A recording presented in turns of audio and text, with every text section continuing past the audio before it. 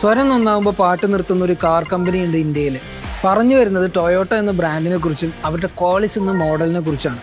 Toyota അവരുടെ ജനപ്രിയ MPV ആയ കോളിസ് ഇന്ത്യയിൽ ലോഞ്ച് ചെയ്യണത് 2000-ലാണ്. വലിയ വിജയം നേടി കോളിസ് അതിന്റെ ചൈത്രയാത്ര തുടർന്നുകൊണ്ടിരിക്കുകയായിരുന്നു. 2004 ഡിസംബറിൽ റെക്കോർഡ് സെയിൽസ് ലഭിച്ച കോളിസിന്റെ ഉൽപ്പാദനം എല്ലാവരെയും അമ്പരിപ്പിച്ചുകൊണ്ട് 2005 ജനുവരിയിൽ ഒരു മുന്നറിയിപ്പും ഇല്ലാണ്ട് ടൊയോട്ട അങ്ങോട്ട് നിർത്തിവെച്ചു. ഒരു പ്രീമിയം കാറായിട്ട് ലോഞ്ച് ചെയ്ത കോളിസ് ടാക്സി ആയിട്ട് വളരെയധികം ഇറങ്ങിയത് അവരുടെ ബ്രാൻഡ് ഇമേജിനെ ബാധിക്കുന്നുള്ള ഭയം കാരണമാണ് നിർത്തിയതെന്നാണ് പലരും പറഞ്ഞിരുന്നത്. പക്ഷേ കോളിസിനേക്കാൾ മികച്ച പ്രീമിയം MPV ആയ ഇന്നോവയ്ക്ക് വഴിയൊരുക്കാനാണ് ഇത് ചെയ്തത് എന്നാണ് യാഥാർത്ഥ്യം.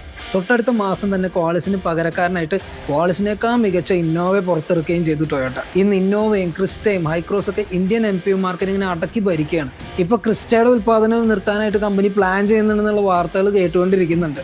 എന്തായാലും ഒരു ജനപ്രിയ മോഡല് അതിന്റെ ഏറ്റവും മികച്ച പ്രകടനം കാഴ്ചവെക്കുന്ന ഈ സമയത്ത് തന്നെ മാർക്കറ്റിൽ നിന്ന് പിൻവലിക്കാൻ ടൊയോട്ട കാണിച്ച ധൈര്യം ചെറുതൊന്നല്ല എന്ന് വേണം പറയാൻ. നിങ്ങളുടെ ഇഷ്ടപ്പെട്ട ടൊയോട്ട വാഹനം ഏതാ? ഒന്ന് കമന്റ് ചെയ്യും.